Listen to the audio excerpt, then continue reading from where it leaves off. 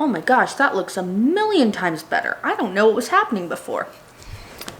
Lighting has been an issue today, guys. Hi guys, it's Annika the amputee, and today we're gonna talk about feet. The feet that I have here are both adjustable heel feet, and they do what the name says. This looks really weird with me holding 2 feet in my hands. Does exactly what the name says. It adjusts the heel on your foot. So you may be thinking, well, I'm an amputee who doesn't wear high heels. Why would I care? Au contraire, friend. When I say heel, that means anything as small as the heel on a walking boot or a combat boot or a cowboy boot. But let me show you. Attach my foot. Joy of coupling system, friends. So here's my foot. Pretend this is the ground. If you have even the slightest heel, what happens is your entire leg goes forward, and notice that the socket is also leaning forward. That's gonna be really painful on your tibia. That's gonna be really painful on your back. That's just gonna be an all around bad situation. However, with an adjustable heel foot, you can press just a quick button and adjust. It's easier to do when it's on my leg.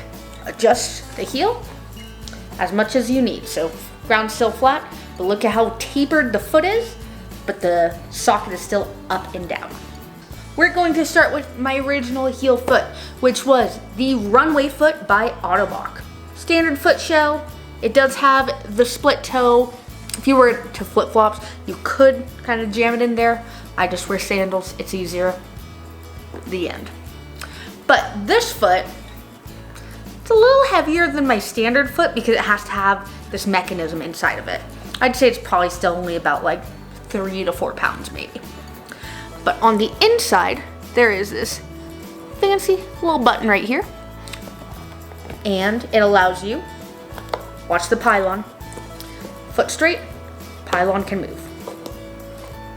Ooh.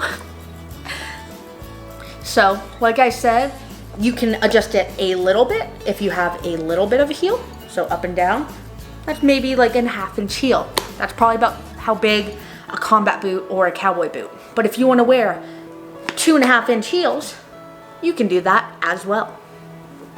My other foot I have here is the Ossur foot. This is the LP Align. And instead of having a button on the inside, you'll notice that the foot shell goes down lower and the button is actually on the ankle. So you press the button, and again, the pylon moves. This is also a newer foot, so it's just a little stiffer. So just next to each other, they look very similar. Like I mentioned, the Ossur foot goes down more, and this one is higher up. In all reality, that doesn't matter. The big difference that I notice is this one, being on this system, you can adjust it literally 1/2 centimeter. Because maybe that's all you need. You can do all the way up and maybe down a tiny bit. And you just have a lot more maneuverability with the Ossur Align foot. This foot, I don't think I'll be able to show you, but there's actually a track on the inside that has divots in it. So it has set grooves where the pylon can go. I can't do as minuscule of adjustments. So yeah, that sucks sometimes. Then I have to start playing with my socket and that just gets messy. As for weight, can't really tell a difference. I think if anything, this one is a tiny bit heavier. I'd say it's less than a pound difference. Otherwise, they're practically the same feet. The problem I was having with this foot is because it has set grooves in it, when I'd walk, I could hear a clicking sound.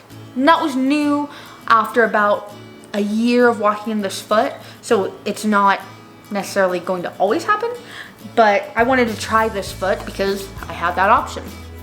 Between the two, I personally like the Ossur foot better. I will say I like the foot shell better on the Ottobock, this is Ottobock. I like the foot shell better on that one because, let me show you real quick. So, like I mentioned, I wear a lot of sandals. I don't wear a lot of flip-flops because your foot can slip out.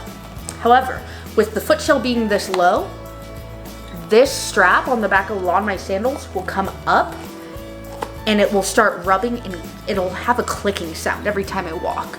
So that part's a little irritating, but it's not the end of the world. Other than that, practically the same foot.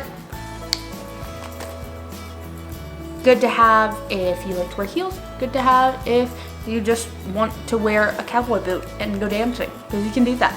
I would not suggest doing things too high impact on this. I would never ever jog on this foot. It just doesn't feel stable enough. I'm sure you could. I'm not a prosthetist, I'm not a manufacturer, I'm not even sponsored. I'm just showing you my feet.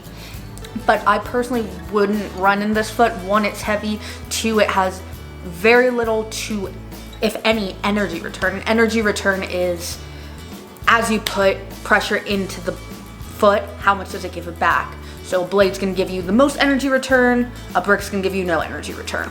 This is closer to the side of a brick, honestly. Has a little bit of a spring on the toe when you're walking off it, but not much.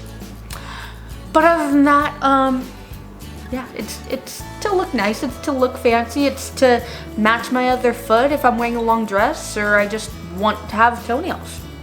That's it. Yep. I hope you learned something today, and if you didn't, then let me know what you want to learn, what I can teach you. I am still pretty new to this, and I'm learning along right here with you, so just let me know. And other than that, that's all I have for you today. I hope you guys have a great weekend, and I will see you in the next video. Bye, guys.